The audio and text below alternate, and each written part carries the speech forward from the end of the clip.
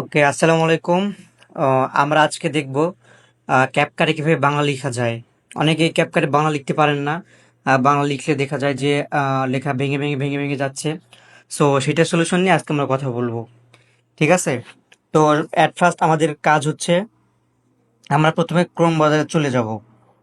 ওকে, আমরা প্রথমে চলে যাব ক্রোম ব্রাউজারে।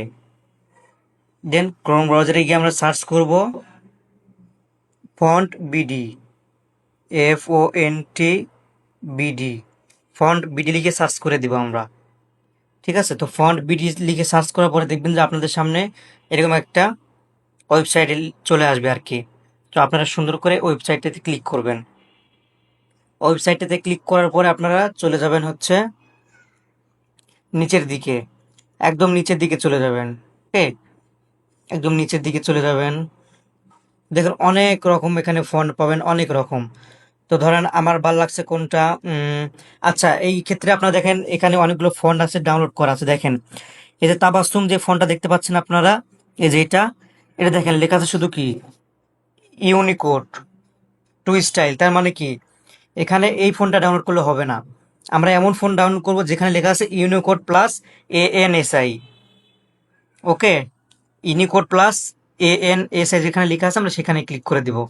তো ইউনিকোড প্লাস ANSI কোথায় লেখা আছে যে দেখেন এটাতে। সো আমরা এখানে সুন্দর করে ডাউনলোড বাটনে ক্লিক করে দিব। ডাউনলোড বাটনে ক্লিক করে দেওয়ার পরে দেখেন এখানে আসবে ডাউনলোড মাইন শেফা। সুন্দর করে ডাউনলোড মাইন শেফাতে ক্লিক করে দেবো আমরা। ঠিক আছে, ডাউনলোড মাইন শেফাতে ক্লিক করে দেওয়ার পর দেখেন এটা কিন্তু আমাদের ডাউনলোড কমপ্লিট। তো এরপর আমাদের কাজ কি, আমরা চলে যাব আমাদের ফোন মেমোরিতে বা মাই ফাইলসে। ওকে, মাই ফাইলসে গিয়ে আমরা ডাউনলোড অপশন থেকে আমরা ওই ফাইলটা খুঁজে বের করবো যেটা আমরা ডাউনলোড করলাম। তো দেখেন এই যে আমি এটা ডাউনলোড করছি।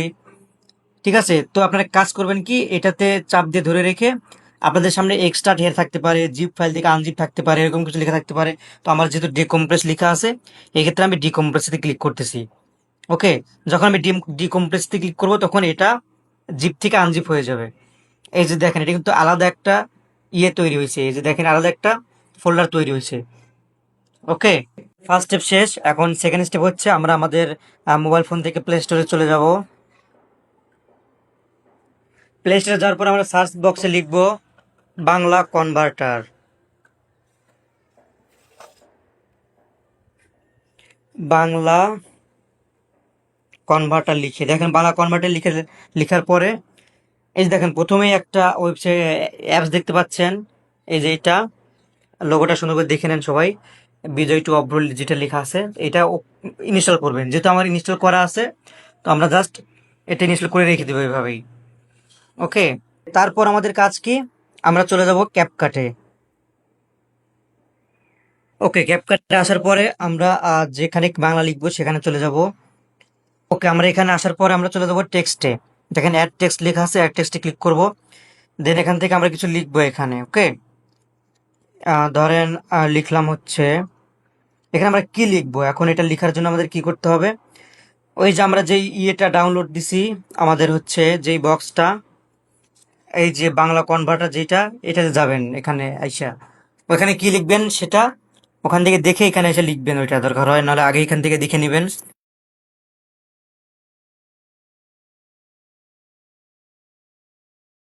তারপরে দেখেন লেখা আছে ইউনিকোড টু, ইউনিকোড থেকে বিজয়। এই ইউনিকোড থেকে বিজয় ক্লিক করব। ইউনিকোড থেকে বিজয় ক্লিক করার পর উপরে দেখেন ওই লেখাটা আবার চলে যাবে। ঠিক আছে, দেন উপরে থেকে এই লেখাটা আমাদের কপি করতে হবে। কপি করে দেন আমরা চলে যাব আবার ক্যাপকাটে। ক্যাপকাটে গিয়ে আমরা সুন্দর করে টেক্সটের এখানে লিখে দিব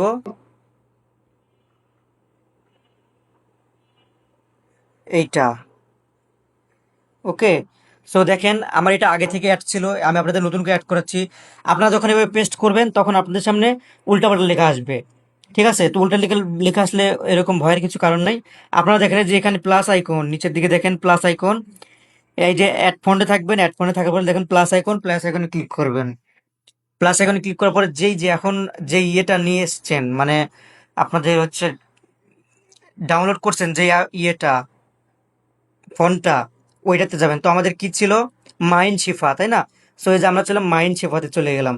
মাইন শিফাতে যাওয়ার পর আমরা ANSI টু অথবা ANSI 1, যেটাতে ইচ্ছা যাইতে পারি। ওকে, তো আমরা এখান থেকে এটা নিলাম ANSI, এটা আমরা সিলেক্ট করলাম FN মাহিন। ওকে, এখানে সিলেক্ট করার পরে দেখেন এটা আমাদের সামনে অ্যাড হয়ে গেছে। ঠিক আছে, তো অ্যাড হয়ে যাওয়ার পরে এখন আমরা এখানে ক্লিক করলে দেখেন এটা কিন্তু সুন্দর করে মাহিন হয়ে গেছে। বুঝতে পারছেন বিষয়টা? দেখেন এখন ক্যাপকাটে কিন্তু সুন্দরভাবে বাংলাতে লিখতে পারেন আপনারা। তো এইভাবে চাইলে আপনারা ক্যাপকাটে বাংলা লিখতে পারেন। ওকে।